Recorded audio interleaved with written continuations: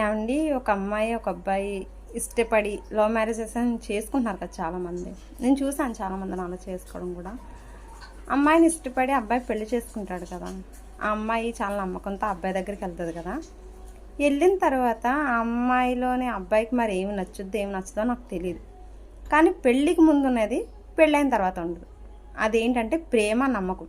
ఆ రెండు కనిపించు. ఎందుకంటే నేను చాలా విషయాల్లో చూశాను. నాకు తెలిసిన ఒక అమ్మాయి లవ్ మ్యారేజ్ బాగా చేసుకుంది. అంటే చాలా బాగున్నారు వాళ్ళిద్దరు. లవ్ మ్యారేజ్ చేసుకుని తన పేరెంట్స్ని వదిలేసి కూడా వెళ్ళిపోయింది.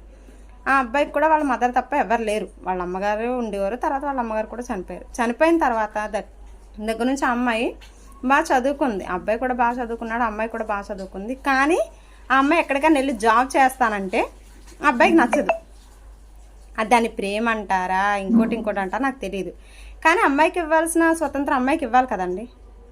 అమ్మాయికి ఎందుకు ఇవ్వట్లేదు అంటే ఇష్టపడే కదా చేసుకున్నారు. ఒక అండర్స్టాండింగ్ ఉండే పెళ్లి చేసుకుంటారు. ఇష్టపడి చేసుకున్నారంటే అండర్స్టాండింగ్ లేకుండా పెళ్లి చేసుకోరు కదా. కానీ అమ్మాయి బయటికి వెళ్ళి సంపాదిస్తానంటే అబ్బాయికి అభ్యంతరం ఏంటి? అంటే పిల్లలు ఉన్నారు కదా, పిల్లల ఫ్యూచర్ కోసమని ఆలోచించాలి కదా. కానీ ఎందుకు ఆలోచించరు? అంటే ఇందులో కూడా చాలామంది ఉన్నారు. అంటే అందరి కోసం కూడా నేను చెప్పట్లేదు, ఇది నేను చూసిన మనుషుల కోసం చెప్తున్నాను. నేను చాలామందిని చూశాను. చాలామంది కూడా నాతో అన్నారు ఇలా ఉంటుంది మా లైఫ్, ఇలా ఉంది, బయటికి వెళ్ళినవారు. ఎన్నో జాబ్స్ ఆఫర్స్ వచ్చినాయండి పాప మా అమ్మాయికి.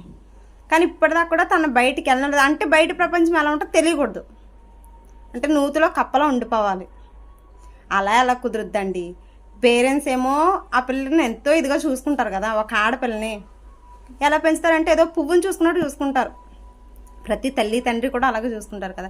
కానీ మీరు లవ్ చేశానని పేరుతో ఇంటికి తీసుకొచ్చి, మీకు పేరెంట్స్ ఉన్నారో లేదో నాకు తెలియదు. చాలామందికి ఉండొచ్చు, ఉండకపోవచ్చు. లేనప్పుడు తను ఎలా చూసుకోవాలి? తన్ని కొట్టడం వల్ల మీకు వచ్చే లాభం ఏంటో నాకు తెలియదు. కానీ తను బాధ పెట్టడం వల్ల మీకు వచ్చే లాభం ఏంటో నాకు తెలియదు.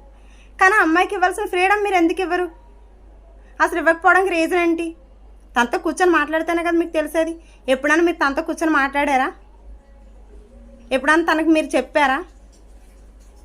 పేరెంట్స్ తనకి ఫ్రీడమ్ ఇవ్వక, మీరు ఇవ్వక ఇంకెవరిస్తారండి? ఉన్న చిన్న జీవితం అండి. ఆ చిన్న జీవితంలో తనకు నచ్చింది తను ఎందుకు చేయనివ్వరు?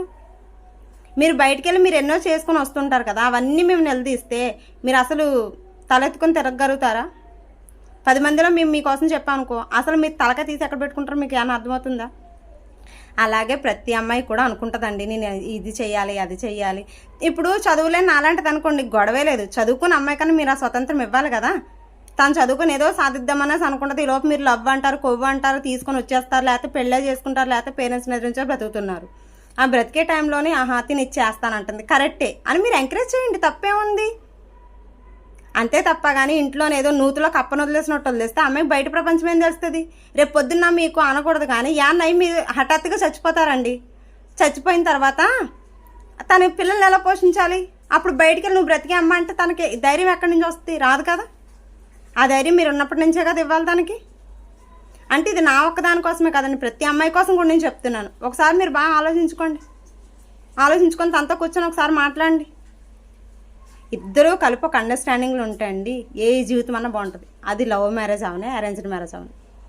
మాది 100% అరేంజ్డ్ మ్యారేజ్ అండి. కానీ అందరూ లవ్ మ్యారేజ్ అనుకుంటారు, ఎందుకంటే మా ఇద్దరికి అండర్స్టాండింగ్ అలాంటిది కాబట్టి. మేమిద్దరం కూడా ఒకే మాట మీద ఉంటాం, నేను మా వారు కూడా.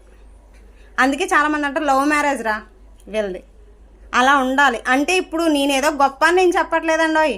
నేను గొప్ప అని నేను చెప్పను. ఎందుకంటే ప్రతి వైఫ్ అండ్ హస్బెండ్లోని ప్రతి భార్య భర్తలు ఏదో చిన్న లోపం ఉంటుంది. లోపం అనేది లేకుండా ఎవరు ఉండరు. ఇప్పుడు నేను కేకలేస్తాను, నాకు నోరు ఉందని నేను కేకలేస్తాను, ఆయన కూల్గా ఉంటారు. ఆయన కేకలేసే టైంలో నేను కూల్గా ఉంటాను.